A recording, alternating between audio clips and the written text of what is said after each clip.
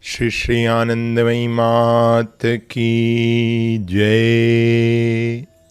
While this body remained busy with the domestic chores required in her role as a housewife, there also emerged in her signs of the sadhaka, the other role in which she was engaged at the time.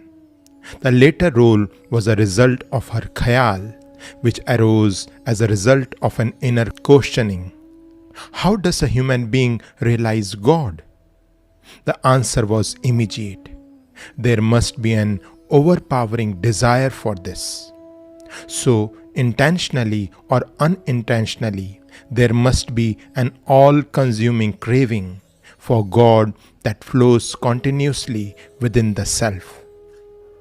Just as a married woman guards her conch shell and steel bangles and vermilion, the sacred symbols of her marriage, under all circumstances, a grieving woman, despite her sorrow, ensures that she dresses with propriety, or a mother attends to the housework while carrying her child.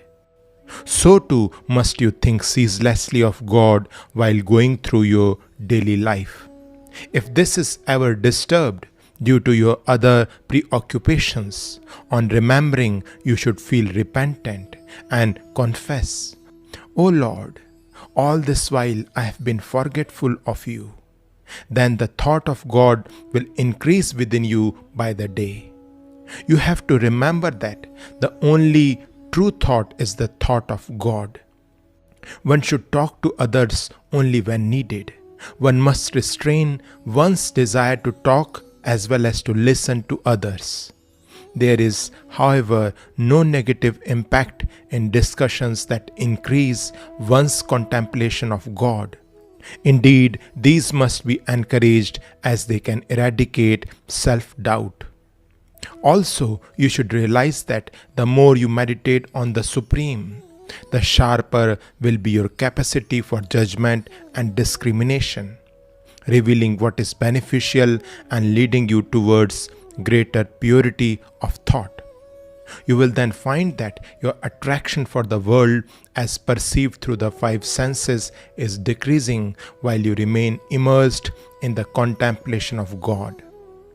If you are striving to maintain purity of thought, the first sign of progress will be that no person or thing will ever rouse any adverse reaction in you, and gradually good qualities like truth, sacrifice, restraint, love, forbearance, patience, and endurance will increase within you.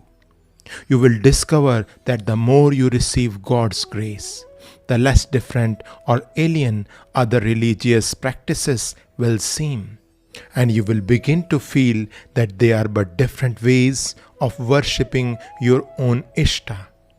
This concept is analogous to various roles which the same person plays in other people's life. For instance, he who is my father may be another's friend and yet another's uncle.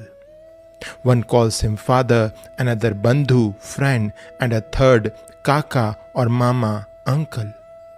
You must utilize your time fruitfully with puja, prayer, meditation, japa, kirtan and yagyas. In the earlier stages, while you are striving to put your mind to spiritual matters, involvement with worldly activities is not supportive of your spiritual aspirations. Hence, combining these, the spiritual and the worldly, cannot yield fruitful results. At least for some time, remain in seclusion and forget the external world. Look into the realm of your inner mind and meditate ceaselessly upon Him. While engaged in this, take utmost care not to let any other thought enter the mind.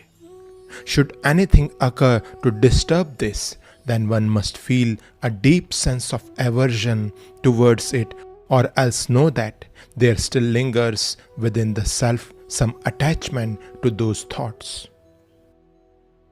The fragmented experiences of the sadhaka in his efforts to ceaselessly meditate upon him gradually develops the awareness of a vast, complete and infinite essence that paves the way to progressive advancement and the hope of successful completion of one's sadhana, leading to ultimate revelation. Only the cessation of doubts transforms the sadhaka into a precious jewel submerged in Vishwaroop, universal self. Until this happens, it is not possible to uproot one's primary worship practices when setting out on the path of sadhana.